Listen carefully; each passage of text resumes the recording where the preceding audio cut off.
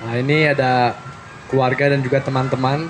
Kita di sini fokusnya dan goalnya untuk sebagai pengikut Yesus, kita ingin memanggil orang-orang lain juga mengikuti Yesus juga. Karena untuk kita itu hal yang paling penting, itu untuk bisa mengenal dan menikmati hubungan dengan Tuhan. Uh, jadi sebelum saya hari ini saya mau baca ini pe, apa pe, ceri, Perumpamaan. perumpamaan dari Yesus kasih perumpamaan di Alkitab. Saya jadi cuma mau baca perumpamaan itu, terus mungkin saya mau coba lihat apa ini Oke, saya ganti cerita saja. Cerita ini bisa ada hubungan dengan hidup kita sekarang di sini.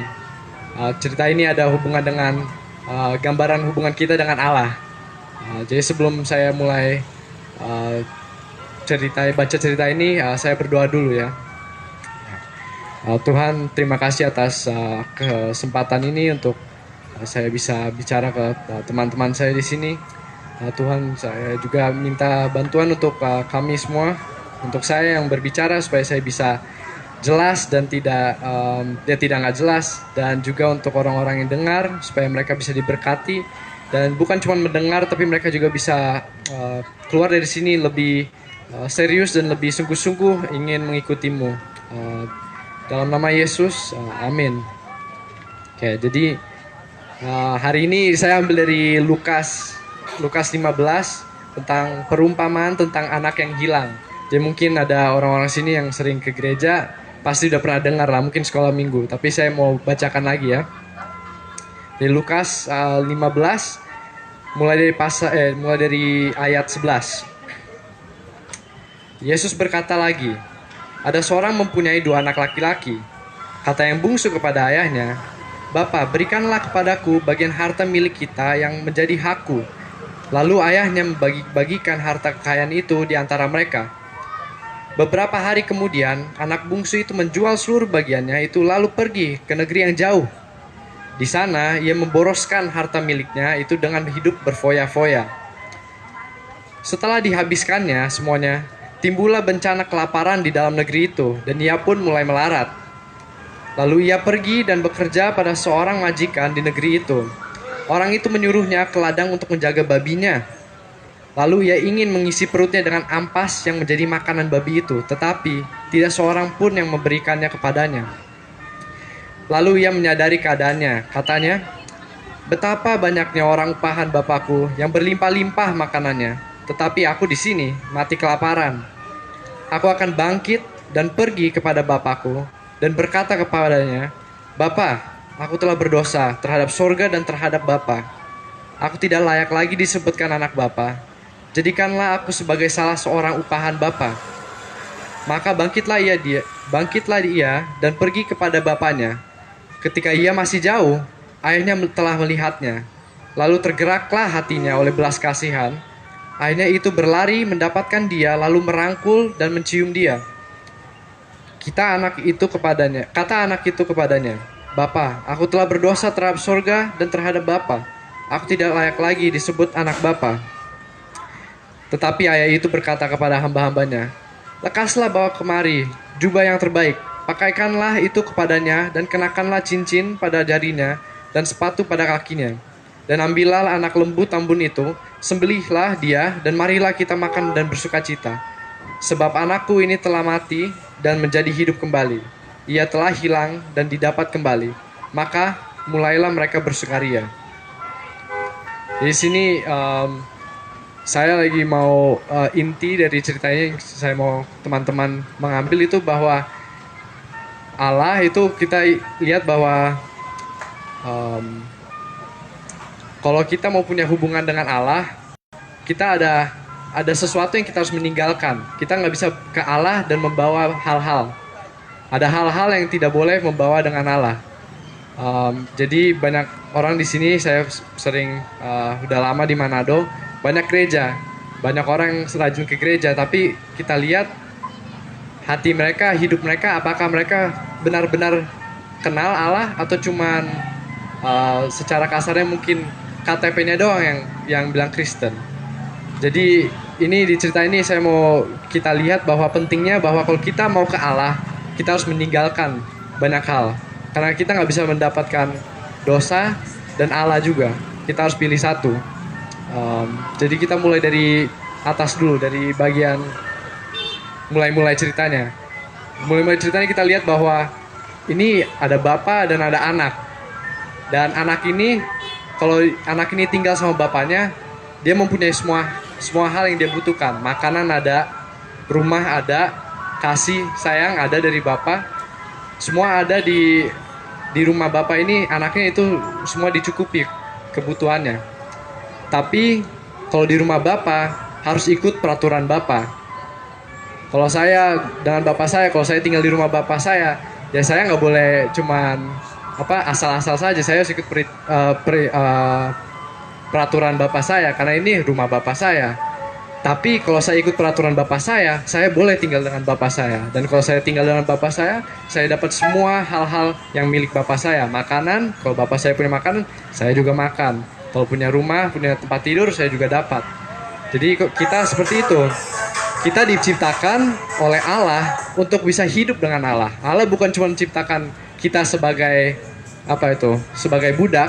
Tidak, Allah menciptakan kita sebagai anak. Allah ingin mempunyai hubungan dengan kita.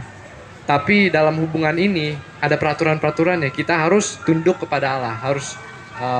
Dia itu bosnya. Kita itu cuma anaknya aja.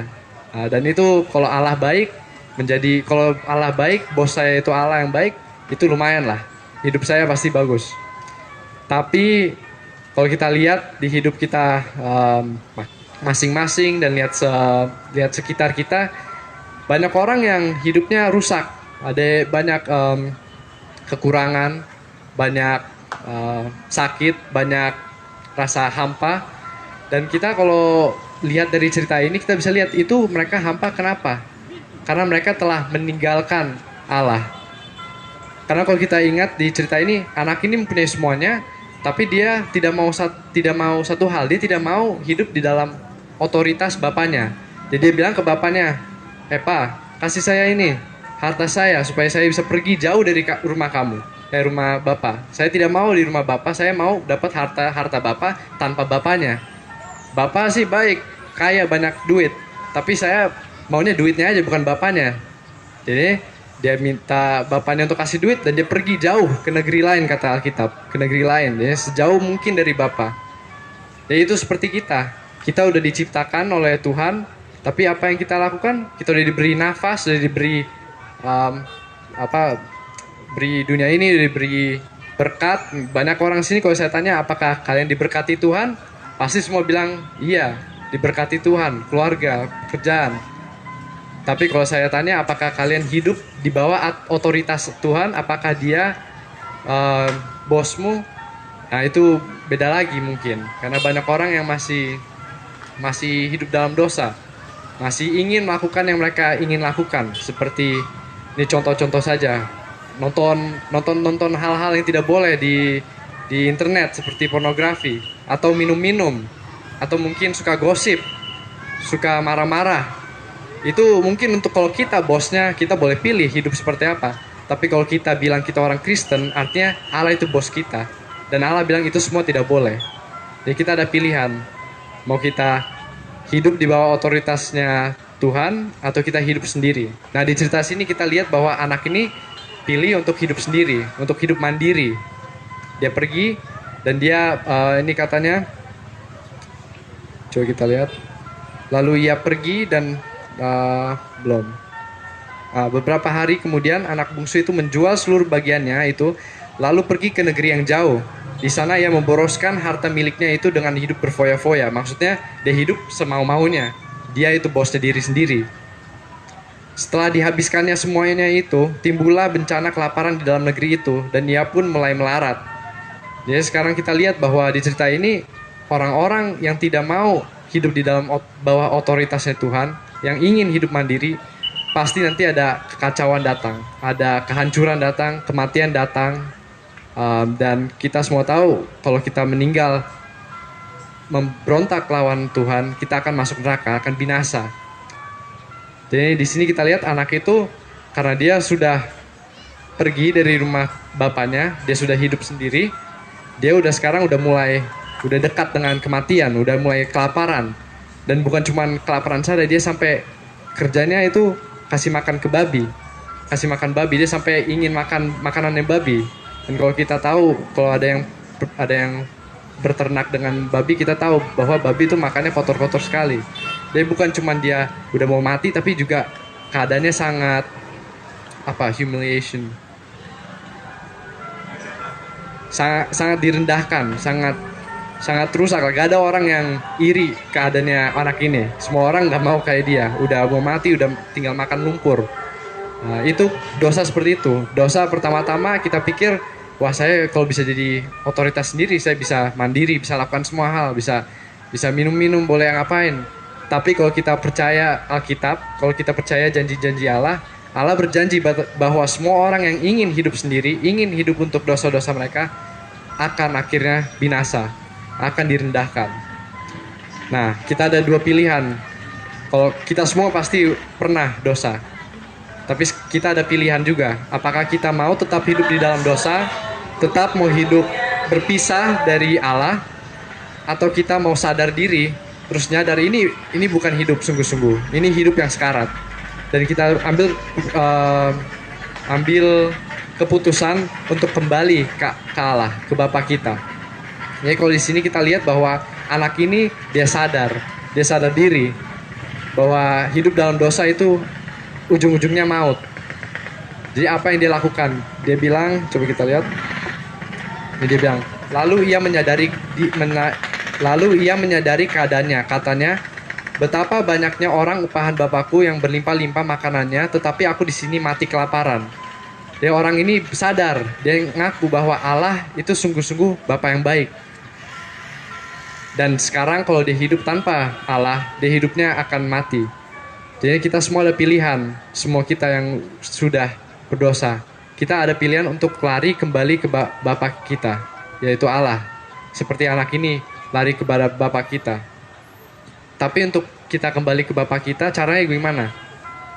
Apa yang kita harus lakukan supaya kita bisa kembali ada hubungan dengan Bapa kita, yaitu Allah? Caranya ada dua. Satu, kita harus bertobat. Bertobat apa artinya? Bertobat artinya kita ambil keputusan kita tidak lagi mau hidup untuk diri kita sendiri, untuk dosa-dosa kita, untuk keinginan kita sendiri, tapi kita mau hidup untuk keinginan Tuhan.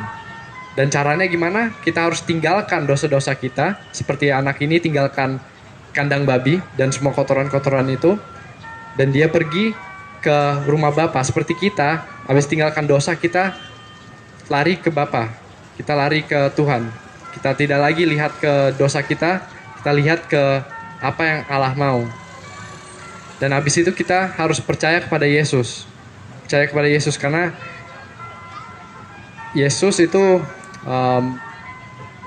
dosa kita ada hukuman. Dosa kita ada hukuman. Hukuman itu maut. Tapi Yesus itu adalah dia yang korban, yang mati di kayu salib untuk hukuman kita. Jadi kalau kita pergi dari dosa kita dan ke Allah, kita juga ada hak untuk datang ke Allah karena kita sudah dibersihkan, disucikan oleh darah Yesus. Kalau kita tinggalkan kotoran dan langsung pergi ke Allah tanpa Yesus, kita masih kotor, kita masih tidak bisa masuk ke rumah Bapa. Tapi kalau kita tinggalkan dosa-dosa kita yang kotor dan kita percaya kepada Yesus dan kita datang ke Bapa, kita sudah dibersihkan dan sudah bisa diterima kembali. Dan jadi kita tahu bahwa Allah menciptakan kita untuk mempunyai hubungan dengan Dia seperti Bapa dan anak. Tetapi kita semua telah memberontak lawan Allah dan ingin menjadi mandiri. Kita pergi ke negeri jauh dan hidup berfoya-foya secara kita mau, berdosa. Tapi kalau kita sadar diri dan kita sungguh-sungguh ingin kembali ke rumah Bapa, kita ada jalannya untuk ke Bapa, yaitu kita harus tinggalkan kandang babi kita, kotoran-kotoran kita, dan kita harus percaya pada Yesus dan kita harus lari kembali ke rumah Bapa. Nah, di sini kita ada poin terakhir mungkin itu bagaimana kita tahu bahwa kalau kita sungguh-sungguh ingin kembali ke Bapa, bahwa Bapa akan Allah akan menerima kita. Kalau di sini saya baca yang paling terakhir, ini kita lihat bahwa hati Allah untuk orang-orang yang kembali itu bukan seperti jangan datang masih kotor, masih bau babi. Tidak. Kalau kita lihat di sini, kita lihat bahwa Allah itu bukannya cuma bilang gak apa-apa datang, dia malahan yang lari duluan ke kita. Dia yang peluk kita, padahal kita yang masih kotor. Jadi kalau ada yang di sini yang pikir saya terlalu kotor untuk kembali ke Allah, tidak, itu tidak benar. Karena Allah sudah jelas bahwa Ia ingin kalian kembali kepada Dia. Ia ingin kalian hidup di dalam rumahnya, dan Dia sudah sudah menyatakan kasihnya melewati Yesus. Kan Dia yang kirim Yesus untuk mati. Jadi coba saya baca yang terakhir ini. Dan ini ayat 21. Enggak 20. Maka bangkitlah ia, anak itu, dan pergi kepada bapaknya. Jadi dia bangkit dari kotoran babi dan dia pergi balik ke rumah ayah. Ketika ia masih jauh, jadi ketika anaknya masih jauh, ayahnya telah melihatnya. Lalu tergeraklah hatinya oleh belas kasihan. Jadi kalau kalian itu ingin berubah, kalian bisa tahu bahwa Allah itu bukan lihat dengan belas kasihan. Dia udah siap menerima. Ayahnya itu berlari mendapatkan dia, lalu merangkul dan mencium dia. Bukan cuma bilang oke, masuk rumah, tapi enggak, dia lari dan dia itu peluk. Maksudnya dia sentuh. Kalau habis dari kandang babi kan kotor, tapi dia tidak. Dia lebih mengasihi dari melewati kekotoran kita. Ya jadi itu aja sih yang saya mau ingatkan, bahwa Allah itu ingin kalian kembali kepada rumahnya, ingin kembali kepada Dia. Tapi untuk kembali harus tinggalkan dosa. Nggak bisa ke rumah Bapa bawa babi juga, nggak bisa. Harus pilih satu, harus tinggalkan kotoran-kotoran dosa dan kembali ke Allah. Tidak bisa ada dua-duanya. Tidak bisa masuk ke gereja dan malam-malamnya mabuk-mabuk. Tidak bisa, harus pilih satu. Mau hidup satu kaki untuk Tuhan, satu kaki untuk diri sendiri, nggak bisa. Allah itu cuma menerima orang yang sungguh-sungguh 100%. Dan untuk orang yang sungguh-sungguh, Dia akan membantu dan akan merangkul. Tapi ya itu aja sih. Jangan pikir, karena sering orang bilang Allah itu kasih. Nah itu benar, itu Allah itu kasih. Tapi Allah itu juga kudus dan tidak bisa dipermainkan. Jadi kita semua ini suatu hari akan meninggal. Mau mungkin dalam berapa detik atau besok, kita nggak tahu. Tapi kita semua 100% akan meninggal. Dan kalau kita meninggal, kita akan ketemu Allah. Kita akan dihakimi. Apakah kita sudah menerima Yesus dan menuruti Yesus? Bukan cuma menerima secara KTP, tapi juga menerima secara hidup. Karena kata Yesus, kalau mengasihi saya, harus menuruti perintah-perintah saya. Jadi kalau saya tanya, apakah kalian mengasihi Yesus? Sebelum jawab iya, tanya dulu, apakah saya mengikuti perintah-perintah Yesus? Apakah hidup saya bisa dibilang, oke, dia orang yang mengikuti Yesus? Kalau tidak, kata Yesus, bukan kata saya, kalian itu tidak menyayangi dia. Dan kalau tidak menyayangi dia, tidak berhubungan dengan dia. Dan kalau tidak berhubungan dengan dia, kalau meninggal, akan masuk neraka. Dan itu hal yang berat, tapi saya mau mengingatkan karena itu hal yang penting dan 100% akan terjadi. Jadi kalau kalian itu sungguh-sungguh mau serius sama Tuhan, ingat aja Tuhan akan menerima.